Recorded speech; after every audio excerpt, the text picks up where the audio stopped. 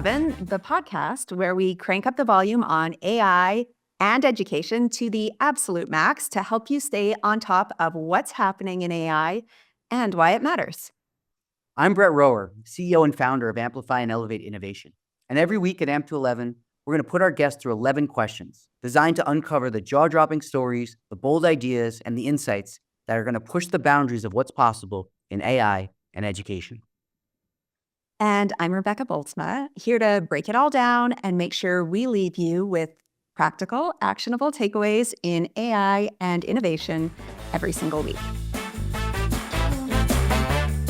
All right, so Brett, in the headlines, there's been a lot going on, as usual, in the world of AI, but there was a couple stories that I pulled for this week's episode that I found particularly interesting that I wanted to tell you about. So one of the kind of biggest news stories that happened in the month of December had to do with OpenAI having this 12 days of Shipmas, where they were announcing new products and tools and features every day from December 5th to 16th. And it was AI news and announcements coming fast and furious from a ton of different companies, a ton of different directions. It was a lot to keep up on. But did you hear a little bit about any of those announcements at all? I did, and as soon as I heard it, the first thing I said is, I cannot wait to talk to Rebecca and have her break it down for me, because you're always got your finger on the pulse. So I'd love to listen and learn to you. What was the big breakthroughs, and also what stood out the most to you? So I was actually in Europe as these were all coming out. So I was doing my best to stay on top of it all, but I kind of did a bit of a deep dive when I got back. And there was all different types of announcements from OpenAI, from lots of companies, but I thought today we'd talk about the OpenAI ones. I think probably there was a few that kind of stood out. There's a lot of back-end ones that I didn't necessarily even fully understand, but I thought I'd give the highlights. They started off with a splash announcing this $200 a month model called ChatGPT Pro that got mixed reactions. I don't know if you heard about this, but originally people were concerned that their ChatGPT Plus accounts, their $20 a month accounts, were suddenly going to be $200 a month.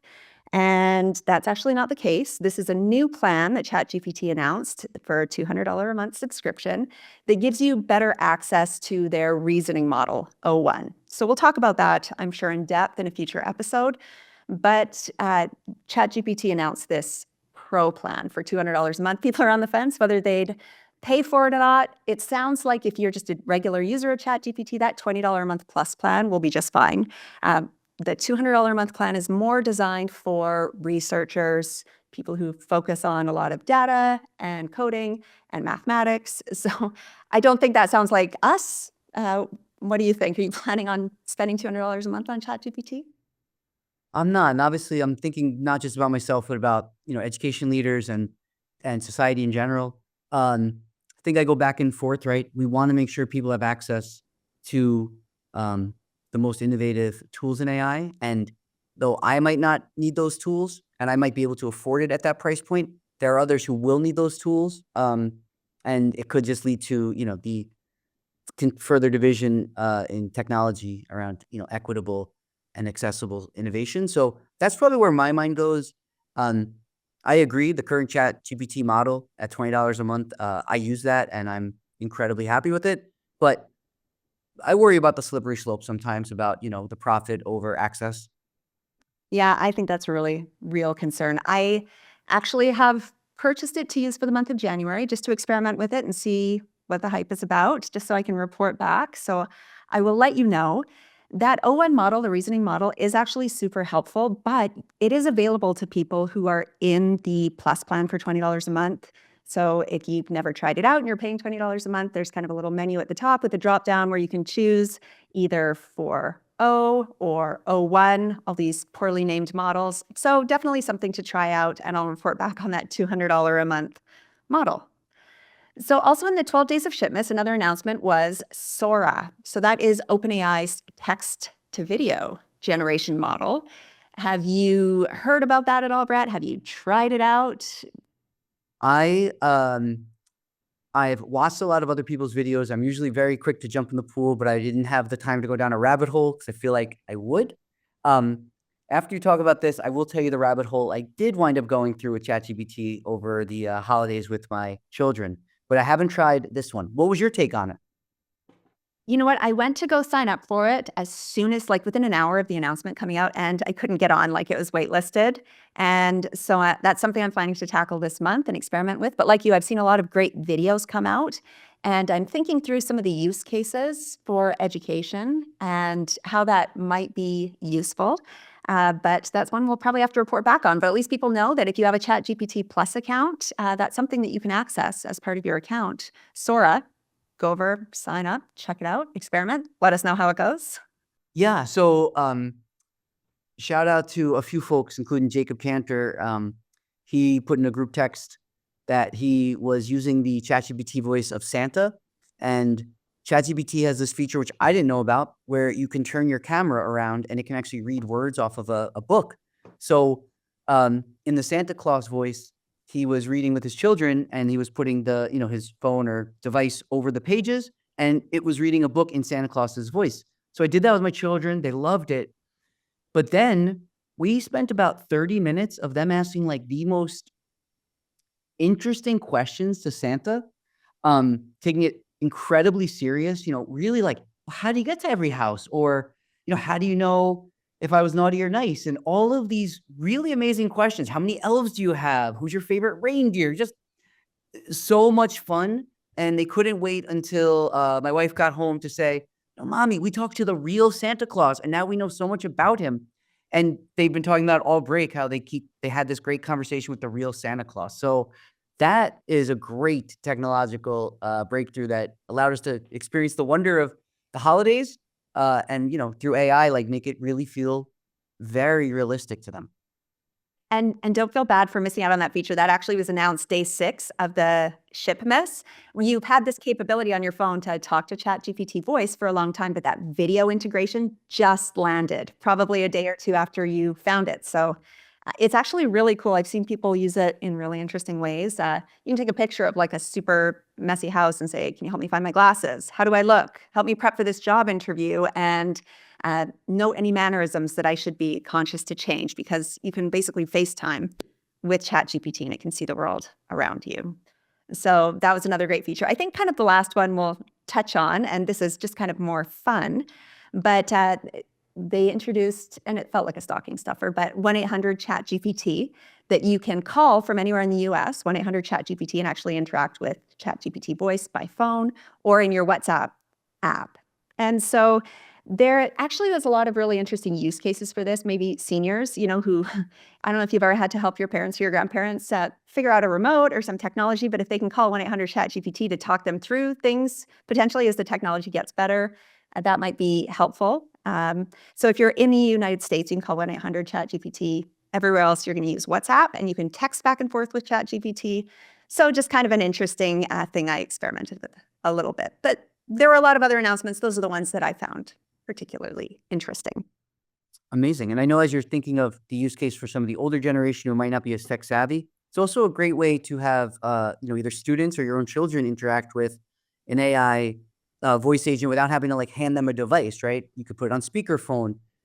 They might not. My children love when they see that like voice thing happening on ChatGPT. They want to like have the device in front of them. So as a way to again remove the screen but keep the technology at the heart of it, that seems like a really great like low tech version of a very high tech AI tool. So that's great. Well, there was one other story I wanted to flag for this week, especially because we talk specifically to and about education and AI. And that is that Arizona this week introduced or announced that there is going to be kind of a fully AI school that they're opening in 2025. And it's called Unbound Academy. And it is an AI-driven charter school where the students, grades 4 to 8 to start out with, will spend 2 hours a day on AI-driven learning like Khan Academy, IXL, and the AI will adapt lessons in real time based on student performance. And it's supposed to allegedly double learning efficiency compared to traditional methods. And then the remainder of the day is spent on hands-on workshops like teamwork, leadership, even role-playing games like Dungeons and Dragons, designed to foster critical thinking and creativity. Obviously, this is highly controversial. Even when the charter school was seeking to be passed in Arizona, it was a very close vote. And they aren't going to have teachers, it sounds like. They're going to have guides providing emotional support, but no teachers in the classroom, which is making it a very hot topic for discussion. So as an educator, Brett, I wanted to chat with you a little bit about what you see as kind of some of the potential benefits or concerns or criticisms about something like this, especially for students grades 4 to 8.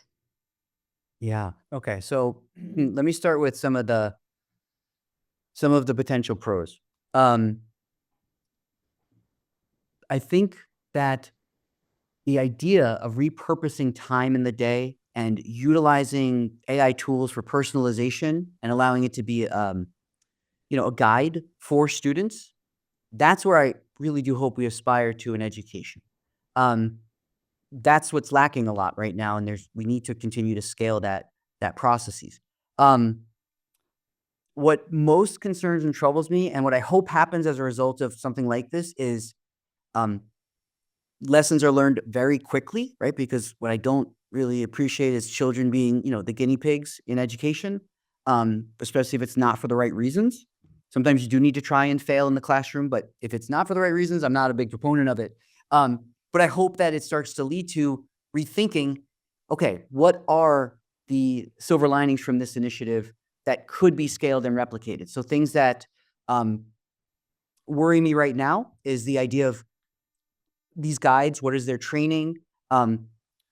What impact is that going to have, again, holistically on the profession of teaching, right? Whether people now start to think, this generation that's, about to maybe enter the workforce, well, I'm going to be replaced. So maybe those teachers who are most mission aligned and driven might not see that as a vocation anymore. Those are things that concern me on a macro level.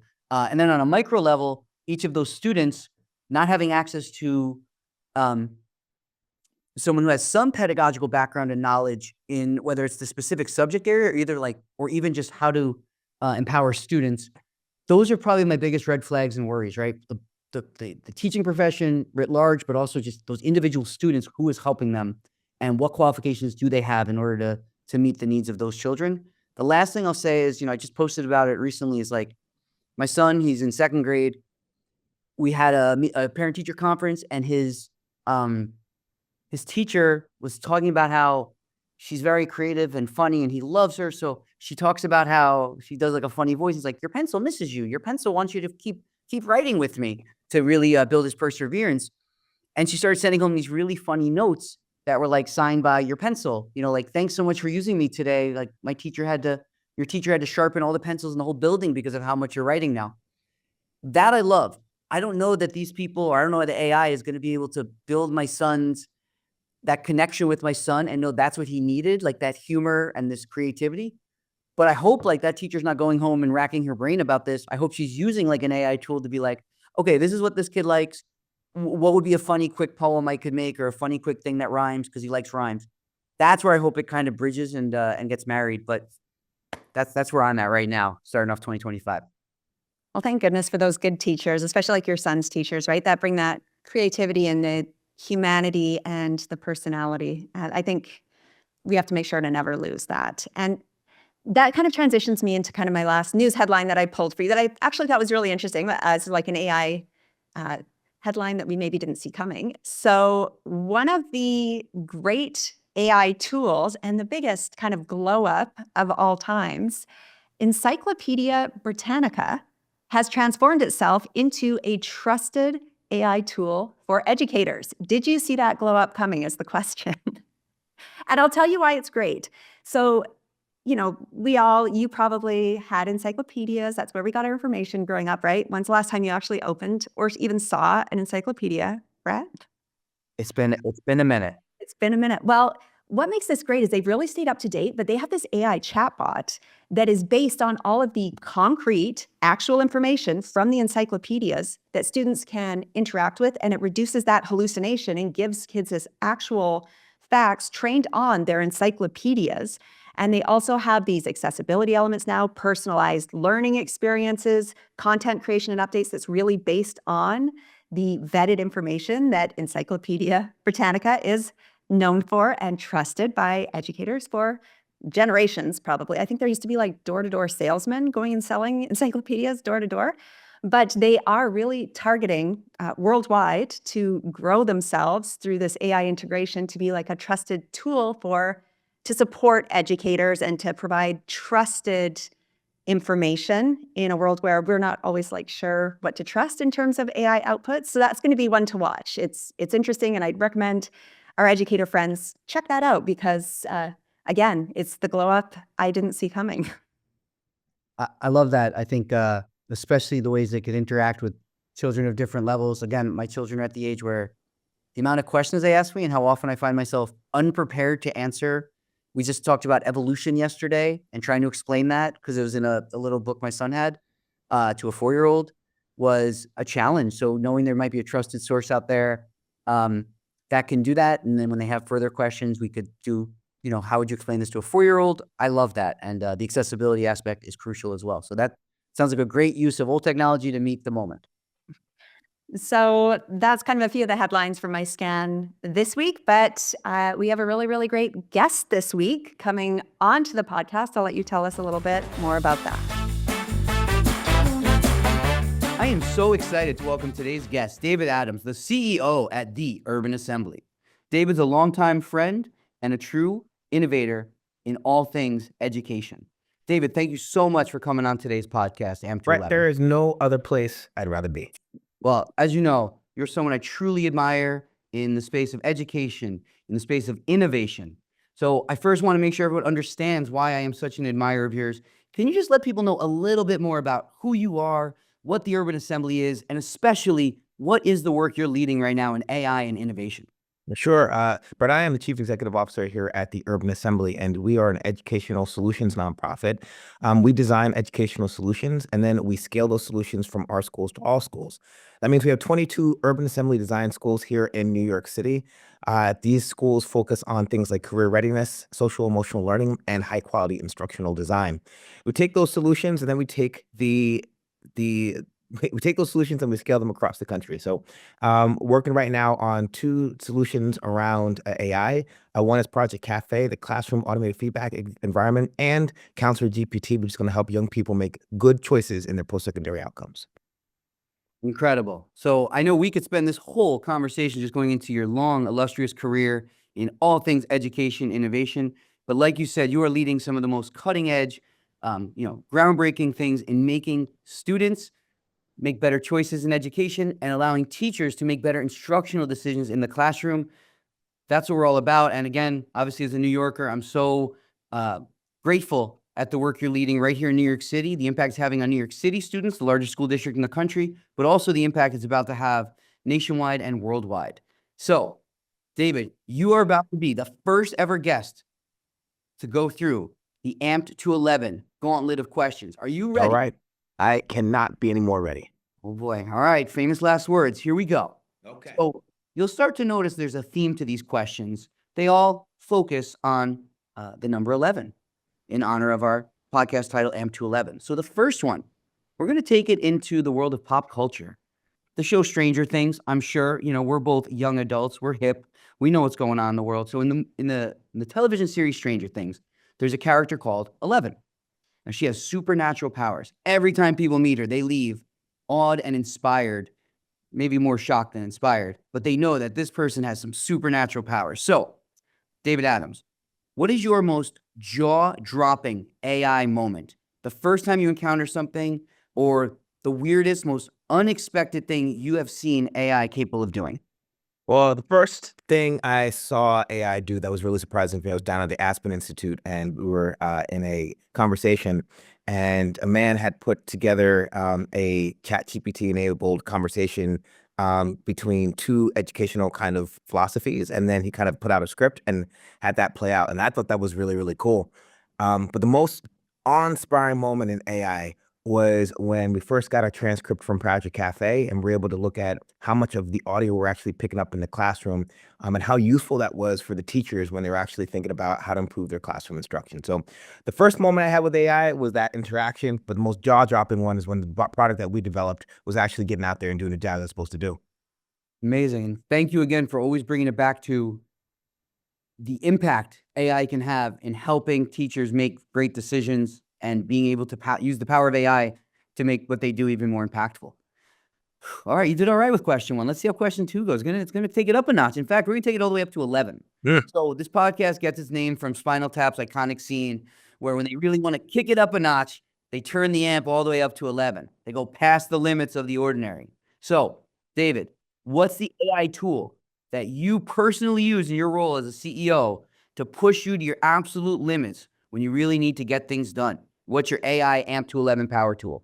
I mean, this is pretty straightforward. I'm a ChatGPT user. I love the scene from Spinal Tap, by the way, when they turned it up to 11, because like I love how straightforward it is. And he's just like, but it's 10, right? And he's like, but it's 11, you fool, right? And that's how sometimes I feel like, and it's gonna sound a little weird, when people don't understand how AI can take you to the next level, right? Like get to 11. Don't have to sit around and do the same things over and over again. You don't have to write the thing from scratch. You can get to 11 in your career if you incorporate AI to be successful. So I imagine all of our AI users are sitting next to this amp, explaining to the sound designer, right? Like, I know you want us to be at 10, but this amp, this AI tool gets me to a little bit louder. So if you don't mind, get me on the curtains for a second. People must assume there's 10 David Adams because of how prolific you are. What's one like thing you use ChatGPT for that maybe let people know this actually is the thing that makes me more efficient? What are you using it for these days? Man, whenever I have a writing block that lasts more than 10 seconds, I will go to ChatGPT and say, hey, help me finish this sentence. I write pretty quickly, and the things that stop me is like I want to get a right word, and that's when I'll just hop on ChatGPT and like, I'm gonna think this out. I'm gonna think this through. So that's really the way I use it the most, is just get me through some writing blocks so I can keep grinding away. Absolutely, yeah. Great, perfect. And I know you said there were 10 David Adamses. I think there are 11. Is what I just wanted to keep on theme here. On brand, yo, David Adams, on brand all day, every day. Well done, sir. All right, speaking of being on brand, I'm going to allow you to speak a little bit about the UA here because I'm going to lead this question. Normally, like you said, we say something's 10 out of 10, but sometimes something is so good, it is off the charts, 11 out of 10. I usually ask people, what's the AI tool that deserves that 11 out of 10, but I've already seen it in action. I'm going to let you say, what makes that new tool that UA came out with? Why don't you name it again and tell us why it's an 11 out of 10 in terms of the impact it could have in the world of education? Project Café is 11 out of 10 in terms of the way that it can make an impact in public education. Café stands for the Classroom Automated Feedback Environment. Now, I want you to imagine being a teacher. And I want you to imagine being an elite teacher, one of the best teachers in the world. Maybe you're drafted into the teaching kind of league where, you know, you're not like 55 like Bronny. Maybe you're like 15, Number right? one like LeBron? Yeah, and people competing. They're like, "Oh my God, can I get some Brett? Can I get some Brett?" All right, and so you get onto into your classroom. You're like, "Okay, I got drafted into the best teaching league in the world, and I want to get better. What are the options to get better?" All right, you got your supervisor comes in, supervises you maybe once, twice a year, gives you feedback 5 weeks after you got supervised. Right? Maybe you got some intervisitations, but with Project Cafe, the classroom automated feedback environment, you can watch your own game tape, which is your classroom interactions in real time so that you understand the interactions that matter. I'm talking about things like open-ended questions. I'm talking about things like teacher versus student dialogue. I'm talking about things like positive and negative feedback. I'm talking about the things that make education go. So I believe teachers are like elite athletes. And if elite athletes have an opportunity to define and refine the quality of their interactions on the field, we should do so in the same way in the classroom. And Project Cafe is going to get us there. So first of all, I mean, if you're not feeling it now, I'm amped to 11. These are the kind of folks you're going to hear every week because you're so excited about this because you're about to change the game of education through a real tool that's tangible and it's going to just scale widely. I didn't have to imagine. I was a classroom teacher in Brooklyn. I got to see classroom teachers in Brooklyn last week with David, bringing together some amazing folks in the world of education and philanthropy. So I was able to put myself in their shoes and I said, I wish I had this.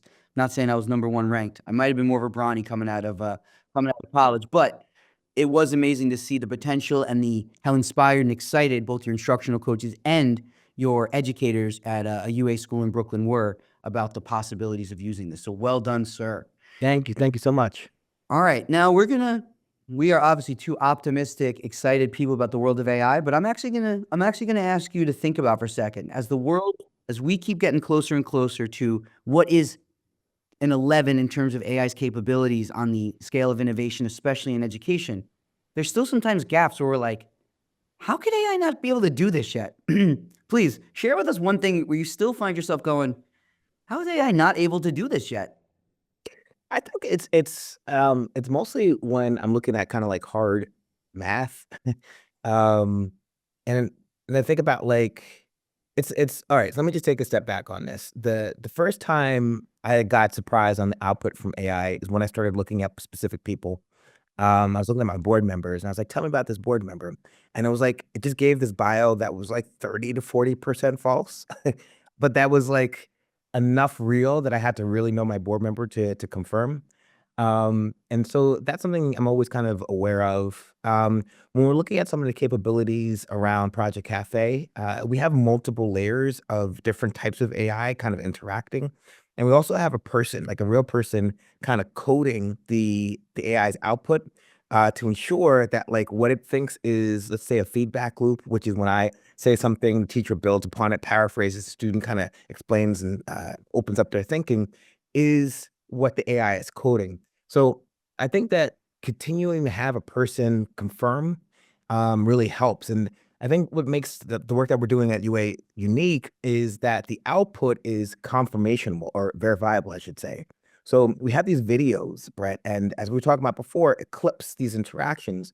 So if I say the output says from the algorithm, this was an open-ended question, you get a little like dot, and then you can click on it, and then you confirm that that was an open-ended question. Yeah. I think in that way we kind of keep teachers and instructional coaches in the loop, and we gonna get feedback around like how well we're predicting the kinds of things that we think we're predicting when people are clicking on them and watching how these interactions play out in real time. So I think you've also you've identified a challenge and also named one of the key ingredients is keeping that human in the loop. Because both your first analogy, you as David Adams need to have some context about what you're asking AI. You can't just assume what you give is, gospel and facts. So I love the fact that you're naming it can get you so far, but really make sure that you're not ever taking what it's given you as just straight up 100% on point with what you're looking to get out of it. So great job. Thank you for that. You're welcome. All right. We're going to take it, as you've already said, you are a huge fan of sports. There's a lot of overlap between effective coaching in sports as well as in education, and you're trying to be at the forefront of that at the UA. So we're going to talk about someone who I fear more than love, Reggie Miller, NBA Oh, legend, proud yes. wearer of the number 11, was Yes. famous for his clutch performance that ruined my childhood. I believe it was 8 points in 8 seconds. There it is. Yeah, you got it. I took the 11 too far that time. It was 8 points in 8 seconds. What was your moment in AI where a tool just like came through for you, went above and beyond your wildest expectations? You're like, how did that just happen? Just came through in the clutch, either helped you out of a situation or is helping the work you're leading at UA and going to the next level. Well, so we're actually developing this tool called CounselorGPT. And this is a tool that will talk to young people with the voice about their post-secondary options and help young people understand what the landscape out there is in terms of the labor market, in terms of certificates and certifications and qualifications, and help people understand like what are the career clusters, how are they associated with the labor market, and what's the return on investment on each of these credentials. And I sat down with the prototype with the tool as one does, and I was having conversations, and it started to really help me think about like, okay, this can be something that changes the kinds of information and the way that young people and their parents make decisions about their post-secondary options. So again, I think, Brett, it's fun to like imagine a thing. We get to kind of see a problem at the UA, um, or and from a different place, and then just like solve it and come up with a solution. And that is the greatest moment is when like the solution that you developed is live and it's in the world. And it's helping young people make good choices and improve in public education. So not to be kind of like self-referential, but I love when we have our own tools. I love when we develop them, and I love when they come to fruition in real life. Yeah, and David, feel free to be self-referential, right? It ain't bragging if it's true. You're doing something that's cutting edge. I don't use any specific tool when I name this, but a lot of times with parents, when I lead parent workshops on the power of AI, I have them talk to whatever tool I have available that's most impactful to show either through Zoom or in person, and I show them how very quickly they can personalize that real college talk and even do it using voice so that they and their child can have an authentic conversation without looking at screens, showing how quickly it can help you map out what you didn't even need to know, what you didn't know you need to know about the college experience. So doing that at scale, I see it one by one. They look at it as like a magic trick. I can't imagine once this tool is out there, how quickly it's going to change the game for college and career counselors nationwide. So thank you for the work you're leading on that. You got it. All right. Okay, you did all right. We're at the halfway point here. The 11th hour, some would call it. It's that crucial last minute moment where, all right, we're on the precipice. Where we go next? So, what is the 11th hour tool, the latest AI breakthrough that educators, especially, but folks anyway in general, need to know about? What's the latest AI breakthrough that they need to know about right now? Well, I'd say something that's been impressing me lately is Panorama's new tool called Sora. That tool it connects student information to users, and so actually applies the artificial intelligence and the query system to student information, and allows you to start to think about, given Brett's profile, where his strengths and challenges academically, social, emotionally, attendance wise, what are some interventions that can take place? How might I differentiate lesson plans? So it goes from kind of this broad, or actually no specific AI use case, to what is the world of what we could do when we combine what we know about students to the ability to query those and to connect those over over the tool. So I'm excited about that. I think this is going to be cool. I think it's going to be something that we work with at the UA and start to think about use cases around in terms of instructional planning and instructional supports. And so our teachers are getting good quality supports, and our students are getting good quality supports in terms of how we're planning for them. We're going to improve our schools, and we're going to improve public education. So again, just want to throw some shine on you for elevating that tool. Teachers are doing that all the time, right? If you're a New York City public school teacher, you got 150 students on your caseload. The issue is time, right? Being able to think deeply about each of those students with all the other obviously requirements you have is not just challenging. It's impossible to scale. So being able to just, like you said before, remove some of the writing blocks, have all the data say, here's some suggestions. Doesn't mean you got to use all of them, but it just gets you that starting point because it's analyzed all those data points. So again, looking forward to seeing how UA takes the forefront on something like that, and then obviously shares their great work with others, so people have a starting point on how they can adapt these tools to the learning environments they're part of. So thank you for that. All right, I know you are a big fan of all things technology and innovation, especially, when we talk about the world beyond ours. So now we're going to take it all the way into the world of NASA, Apollo 11, right? Big step for mankind when we landed on the moon. So what's your personal Apollo 11 moment with AI? The breakthrough that felt like you and the people around you were pushing into some new frontiers. I remember when ChatGPT released their voice feature, like you were talking about before, Brett, and starting to really think through how to interact with the tool. I had been doing some analysis, and this goes back to your earlier question, where I felt like it broke down.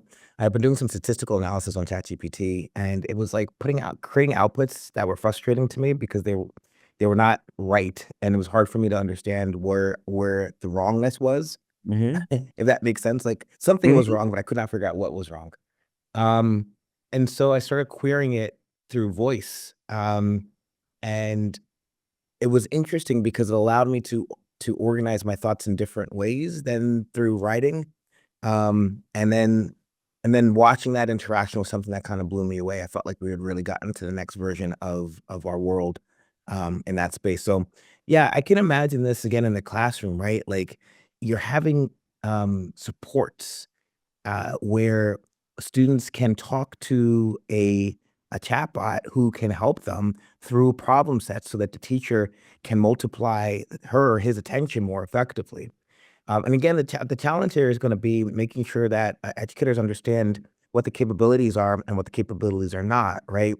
Relationships matter in the classroom. They drive engagement, they drive attention. Um, Relationships help students learn, help students understand how to organize their own learning. And so we're not going to be replacing those kinds of interactions in the classroom. But when it comes to like informational spaces, right? This is not dissimilar than looking it up on Google or Ask Three Before Me, which is another technique that most teachers have already used, right? So those are some things that I've been excited about, and I've been thinking a little bit about the applications to the classroom environment.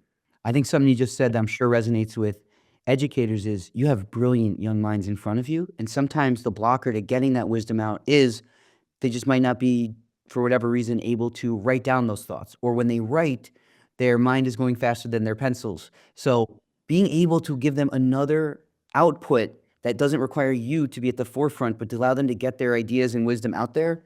The first thing I tell anyone who's doing anything in AI and trying to innovate, and they ask me for advice, I immediately say, does your prototype have a talk to text feature? And they're like, oh, it's on the roadmap. I'm like, move it to the front.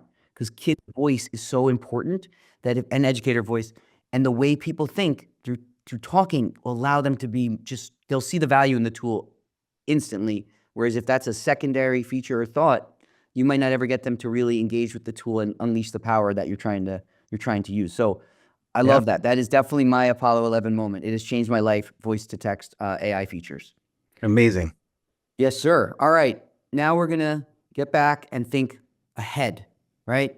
They always say, right, when it's 11:11, someone turns to you and says, make a wish. So, David Adams, if you can make one wish for how AI is going to shape education and therefore society and workforce development in the future, what would it be? What's your 11:11 wish? My 11 wish in terms of how AI should shape education is that teachers can do the most important thing, which is pay attention to how students learn. And that AI helps teachers think through the learning process, enables feedback to students to increase to a level where it's personalized and can be happening on a more continuous basis. Rather than like a summative good, bad, it's more like a, I noticed, think about this, try that. That teachers can really be the folks who are focusing on the academic and social emotional development of their classroom because they have the tools in place that help them understand each individual student, right? And I think we're not far away from that. I think we're capability wise maybe 2 years tops away from this classroom. We talk about the classroom automated feedback environment, right? The Mhm. Project Cafe. I want to imagine that not for just for teachers, but for students, where students are just continuously getting feedback around how they are learning, how they're interacting, what they do well, what are some challenges. Um, we know assessment matters. And the problem with assessment is that we've kind of put all our eggs into this summative assessment basket, which is like, do you know it or don't you know it? Rather than like, how do you know it? And when do you know it? And how do you pull it back? So much educational research is like based on retrieval theory in terms of memory. Like, how well do people remember things? And it's like, that's not the way we need to be anymore. Like, we don't need to memorize things. We need to have an understanding of the domain of knowledge is out there and how they interface and interact so that we can Mm. use them to problem solve. So I think when we use AI in the future, and as we use AI in the future, young people will be able to receive the kind of like learning feedback that's gonna drive their ability to be successful in the world of tomorrow. Mm. Well, just to again elevate the work you're leading at UA and to keep thinking forwardly. The same way that you were talking before about these open-ended questions, and you can give feedback to a teacher. Oh, they ask more open-ended than closed questions. Just imagine a world where whatever that tool is, you have all that data about, oh, this student kind of has these kind of questions. So even the teacher knows, oh, Brett learns best by asking these larger, curiosity sparked questions. So you can turn that back to them and it can give you even a profile of the types of questions or how they learn best when they stop asking questions because they now understand the concept. I mean, that tool and having that data will inform personalized learning because you actually have them trying it out on a tool that's collecting that information, obviously in a safe and ethical way. And something David said, and we haven't even given him the shine on this, but listeners, David's talking about the world of education and assessment, but I'm so grateful that you're also one of the leading experts in SEL and how to incorporate, you know, the entire holistic approach to education in this. So, you know, you're really marrying innovation through AI with knowing what's best for that child. So, just want to make sure people know if your children are utilizing a tool like this from folks like David at the UA and others in the space, they're really thinking about this from a number of different vantage points. So, want to give some flowers where they're deserved there. I received those flowers, Brett. Thank you. No problem. All right. This next question for some is an imaginary question, but for you it is not, because you are the proud father of 2 young boys who, can you say their names and their ages? Elijah and Isaiah Adams, and 12 and 11. Oh my gosh. So this is perfect because 11, imagine today's 11-year-olds who grow up never knowing a world without AI. So you don't have to imagine it.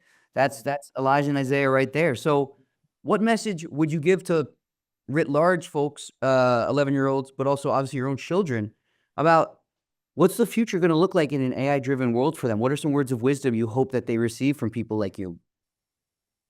I've been really fascinated about how we train these neural networks that drive AI.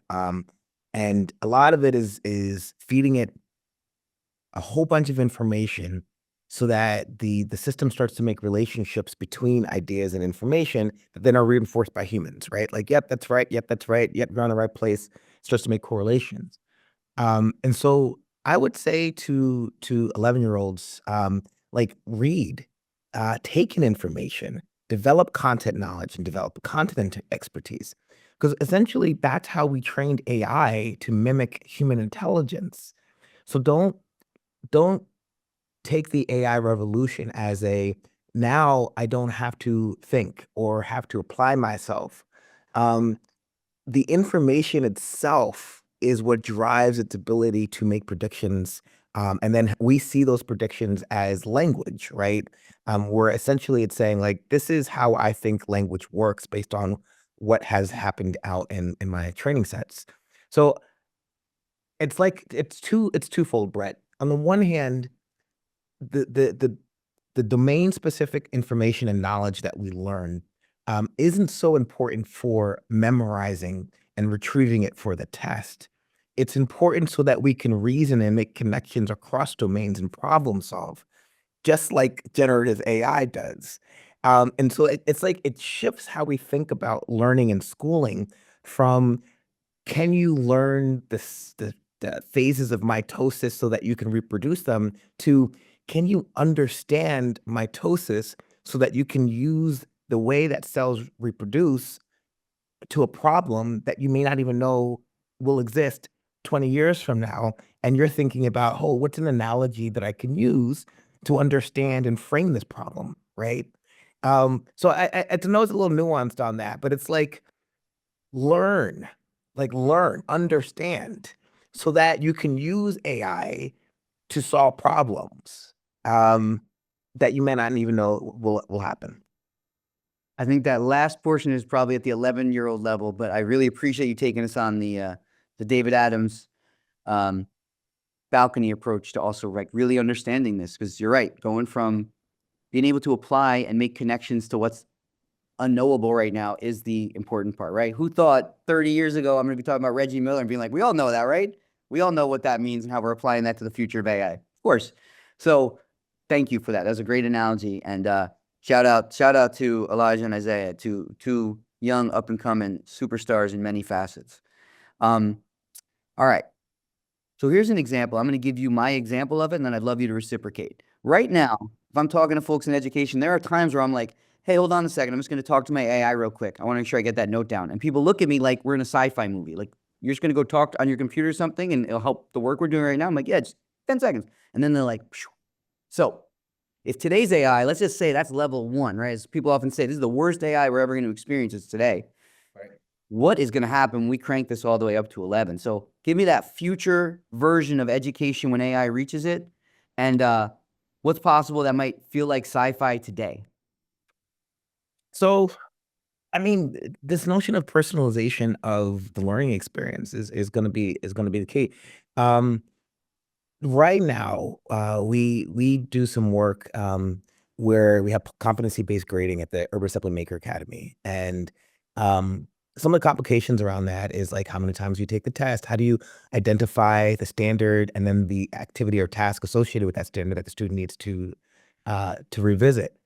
But this idea that like we're gonna sit in a world where I want you to understand this concept. I think it's important for you to understand this idea. And I'm gonna throw it at you 15, 20 different ways and give you 15, 20 ways of showing me your understanding. And it's not necessarily driven by teacher time, right? Because right now we all know what the what is and what the what should be happening in education. Everybody's like education this and education that and what. But there is no how because there are 6 hours and 36 minutes that we need to organize around. That is a constraint that is unmovable, uh, at least in the context of public education and district schools. Sure, you have people who go above and beyond, right? But that's not a solution. Mhm. Just working really hard is not a solution, right? So the 11 version of this is personalized approaches to understanding, where students have the ability to not only see different ways of a concept being approached, but articulate different methodologies in which they're assessed by hand, through projects, and the entire time, the environment is collecting data around not just your academic kind of development, but your social and emotional development. Like we would sit here, Brett, and at the end of the classroom, right, the AI would be like, you know what, Brett, you're a really good listener. You interrupted by it 6 times. Your collaboration skills were good. Your reasoning skills were effective. I noticed that you made connections between this and this, and you would just get these reports. And you would just walk away and be like, "Oh, wow, good, good, good." And then you sit with your teacher, and she would say, "Okay, it looks like you're making progress in this and this. I want you to focus on 1, 2, and 3 for tomorrow." And you would just have this environment of continuous and consistent feedback of assessment that allows you to develop your academic and social emotional skills. And that's my vision for the future. That is incredible. And as you said, it's not a matter of skill, it's not a matter of will, it's a matter of time. And so educators are doing that. And even parents, maybe, maybe we got to make like a dad GPT because I was on vacation over the Thanksgiving break and my son loves math. And the fact that I was able to, having recently seen his, math scores on a recent assessment, I was able to say, here's his current level of math. Here's what he likes doing the most. Can you start making some questions? And here's what he loves talking about. And man, did that help a ton on rainy days, using napkins and just writing out new equations for him to solve. And then watching him solve it. And then having a kid a year younger than him, he started to be the teacher because I started making questions that he liked. And I was just like, I can't believe I got 2 kids sitting here doing math equations on their free time, but only because I had ChatGPT in this case to help me come up with more and more because I would hit writer's block at some point. I don't know what second, first grade math, how to keep expanding on it and making it fun and engaging for an extended period of time. That was not my forte. So Dad GPT, let's throw that out there, folks. Let's get that out in the universe. You can make that. I thought you were gonna go with dad jokes on this, where like Dad GPT and dads go one on one to see who can make the best dad jokes and raise kids. You know, Hey, as you know, the possibilities are limitless. And why can't it combine both? Why can't it make dad jokes that are framed in math equations? Come on. Let's that's humor and math. There's something deep here, Brett. And let me just take a second on this, right? Because like I think it's smart. You just said Dad GPT, right? And you said, all right, like what would it be like for AIs to replace dads? And I want to throw this out, right? Nobody would be like AI can replace dads, right? Because you're like, what is it about being a dad? It's about paying attention to your kid, building their relationship skills, helping them be good men and good women in the world, right? Having conversations in ways that build relationships. And in the same way, nobody would be like, AI is going to replace parenting.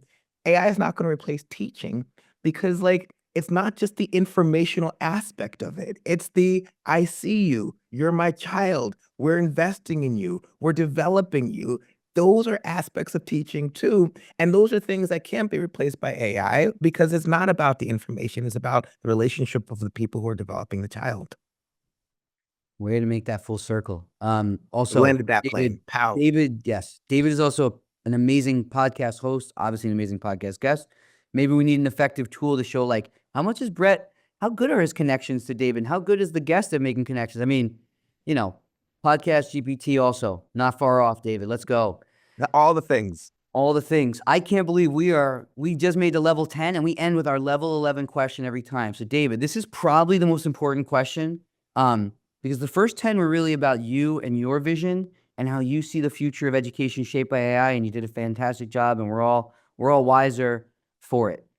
But this next one is really about giving those flowers to other folks in the space. You can crank it all the way up to 11. I'm gonna give you a free space. Obviously, like, you're getting this first, glimpse. So if you forget some names later, when this part goes viral, feel free to put in comments folks you overlooked, and people who overlooked, feel free to just get after David Adams about it. But as we know, the movie Ocean's 11, they assemble the best of the best, everyone having that unique skill that's going to allow them to achieve something unfathomable, right? But that crew pulls off the impossible by having the ultimate dream team come together. So, we got Matt Damon over here. We got George Clooney. We're ready to put it together. So you're assembling the team of teams to tackle AI's biggest challenges in education. Who are your must-haves, experts, specialists, dreamers? Go, give out some flowers, David Adams. Well, I mean, I got to go with our managing director of programs, Abhi Bangura. That man is about the life, smart, motivated, dedicated. I like it. I like the work that's coming out of Panorama. Aaron Roer, I think he's doing great work over there. Always appreciate Jean-Claude Brizard and the work that they're doing over Digital Promise. I think they're motivated. They're solving big problems. Let's see. I could always appreciate what's going on at ASU GSV. Obviously, the folks coming to that space are folks who've got a lot of investment in the AI work. Appreciate our folks over in Ohio, Candace, Shannon, folks who are ahead of the curve and thinking about how to shape the future of education. Let's see, who else motivates me out here? Robin Lake over at the Center for CRP, Center for Reinventing Public Education. Robin, she keeps me motivated. I think they're doing great work. Khan Academy, I think they're doing great work. Staying motivated, getting after problem sets. Yeah, and then there's always you, Brett, man. The man who I met at ASU GSV, who came out and was just like, I'm gonna make a shift and I'm gonna make it work. You got yourself deeply invested in the concept and constructs of AI and are elevating the work for educators and making it simple and easy for them to latch onto. So I am sure I missed some people, and please feel free to burn me for that miss. But these are the folks who off the top of my head who continue to press me about how they vision and envision the future of AI. Well, first of all, thank you for getting those names out there, getting those organizations out there. I think it's a great problem to have, that there are so many folks out there doing great work that we both, I'm sure, are thinking now, right, we're like, oh my gosh, can't believe we forgot about these folks. So it's going to be great when this part goes out there. We'll amplify and elevate their work. We'll make sure if other people come to mind, David, you have a chance to shout them out in the comments. But again, thank you, right? Thanks for taking time out of your busy day to share the amazing work you're leading, to amplify and elevate the leaders who are out there doing equally impressive work in other areas of AI. And most importantly, David, people want to learn more about you, the UA, the amazing work you're leading. Just briefly, tell us, where can people connect with you to learn more? Well, you can always connect with me at urbanassembly.org. You can find me on LinkedIn. You can find me on you can still find me on Twitter. But I'm slow. I'm not on Twitter as much anymore. And you can always email me at dadams@urbanassembly.org. If you want to test out Project Café, you want to adopt it in your school, let me know. If you want to think about CounselorGPT, let me know. Want to invest in social and emotional learning, let me know. If you want to think about your students' career-connected learning and how we use these tools to support instructional quality, I'm the guy. Just give me a call. We'll get to you. Yes, you are. And folks, just in case you're like, no way can one man do all those things.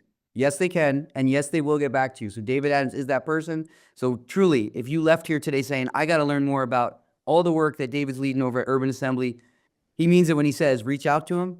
He will make it happen. And his motto is always forward. And Never as you heard backward. today, he is always moving the work forward. So thank you again for cranking it up to 11 over here at AMP to 11 with us, David. Really appreciate your time. And thank you so much again for the work that you're leading. Thanks for having me, Brett. Absolutely. Rebecca, what tools do we have this week that we are going to spotlight in the world of AI and innovation? So the tool that I thought that I would highlight today is actually my most used, very favorite AI tool, which is Notebook LM. And if you haven't heard of Notebook LM yet, It's something you definitely need to try. It's a product from Google that gives you the ability to add a bunch of different sources into a notebook and then talk to those sources and get information from those sources. What makes this great is part of the complaints that people have about using a tool like ChatGPT to summarize information is that it sometimes hallucinates and it gets things wrong. And you don't quite know where it's pulling the information from and how faithful it's being to the document you asked it to summarize. And NotebookLM solves this problem by giving you an answer to your question or a summary, and then showing you exactly where in your document it got that information from, providing a citation and then highlighting the part of the document it came from. Another great feature is that it's not just limited to a document or a PDF that you upload. You can actually give it a PDF in your notebook, plus a link to a YouTube video, plus copy and pasted text, and it can sort through all of those sources, answer your questions, pull the themes together, and give you exactly what you need. Now, probably the most talked about feature of NotebookLM is the fact that within that notebook full of all of your sources, you can hit a button to generate an audio overview. So an audio overview is a conversational podcast between two hosts who are basically talking about your content. A new feature that was just announced in December is the ability to now interrupt the hosts and ask a question. So the hosts will be having a conversation about a document you shared. Let's say I was preparing to review a new school handbook, and I wanted to get a good sense of what was in that document first. The two podcast hosts would then have a conversation about what was in the document, and I could stop it, and the host would say something like, "Oh, hey, we have a question from one of our guests. Let's see what they have to say." You can ask your question and automatically redirect the conversation and make the overview exactly what you need it to be. I'm using it both as an educator, in air quotes, helping educate people about how to use AI, and also as a student as I'm working through some of my own learning at the University of Edinburgh. And having these notebooks where I can find the information I need quickly. I've worked with HR departments who put all of the government legislation and the handbooks they need to follow in a notebook, and then they can ask questions of it to find that exact citation they need. I always hesitate to use the word game changer, but it really, really is for a lot of people. Some of the schools and students I work with and teachers are using it to summarize lessons and information and ask the podcast hosts to tie it into a Pokemon theme or to put it in a context that would be really, really engaging for a group of students, but still stay faithful to the information. So if you haven't tried NotebookLM yet, it's a great tool. It is free. And it's definitely something to experiment with, especially just to help you manage information sources, avoid some of the problems that we usually have in summarizing with large language models and AI tools, and even experiment with that podcast feature. The first time I learned about it was two podcast hosts who actually gave it a redacted credit card statement, and the podcast host just had a full conversation about his spending habits. So there's a lot of really, really interesting use cases and ways to experiment with it. And I think that that kind of joy of discovery is a huge part of using these tools. And this would be one that you should definitely try out throughout the week in your spare time, because it's one that I think can save you a lot of time and energy.